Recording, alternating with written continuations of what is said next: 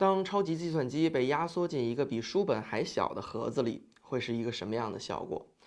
我手里这个小盒子其实就是一台超级计算机，它是华硕 Urcent GX10。那这款 GX10呢，搭载的是 NVIDIA Blackwell 架构的 GB10超级芯片，拥有高达1000万亿次浮点运算的算力，能支撑200B 参数的 AI 推理和70B 的 AI 训练任务。那么下面我们就来开箱这台 GX10，让我们一探究竟。那首先呢，我们打开这个包装，哇，拿在手里呢，其实我的一个第一印象就是说它有一种反差感。拿在手上，它相对来说也比较轻，它的重量大概是在1.6公斤，长宽大概是在15公分左右，其实就比一本书稍微大一点。那么把它放在桌面上，其实也几乎不占空间。这个机身呢，整体采用了一个航天级的铝合金材质，星空灰的一个配色，加上顶部有精密的纹理，显得非常有质感。我们说现在华硕的产品设计越来越像一个艺术品了。我们看到这台 GX10的前侧，它只有一个电源键，非常的简洁。我们再来看看背后。GX10背后的接口非常的丰富啊，有4个 USB-C 的接口，其中2个呢支持 DisplayPort 2.1的视频输出。这个独立的 DC 供电口呢，配备了240瓦的适配器来为它供电。另外，它还保留了 HDMI 2.1的接口，配合 USB-C 能达到多屏的 4K 输出，这样大家也就不用额外的去买扩展物了。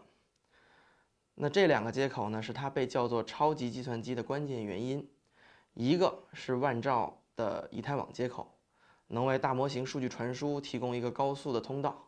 这个是 NVIDIA Connect X-7 智能网卡接口，你可以用高速电缆把2台 GX10连接起来，实现一个算力的翻倍。那么这样一个小小的机身里，性能到底能达到什么地步呢？这我们就要说到它的核心。它的 CPU 是 ARM 架构的，有20个物理核心，包括10个 Cortex X925和10个 Cortex A725。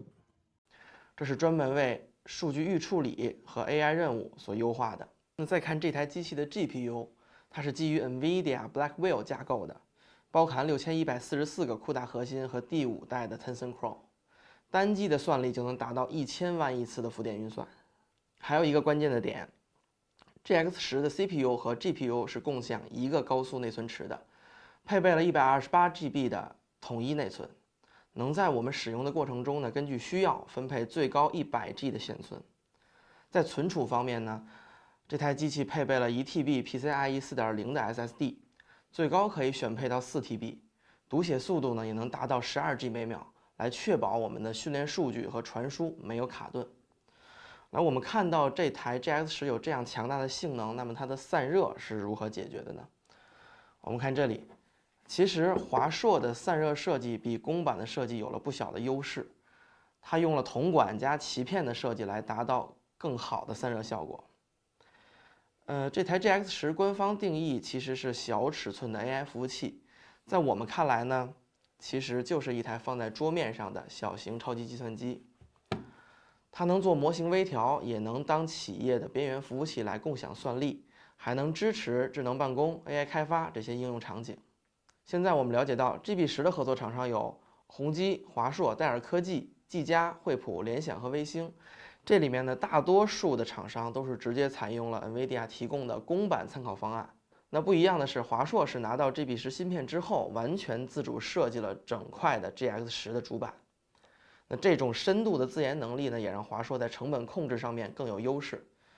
当然，最终也体现在了这台 GX10的价格上。那这台机器的国行起售价是32999，相比其他厂商呢，其实更有性价比。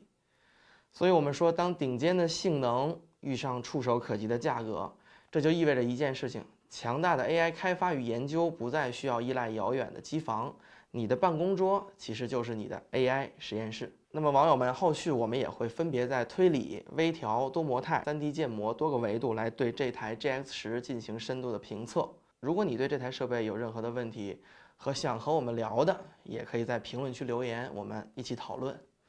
好的，本期视频就到这里，我们下期再见。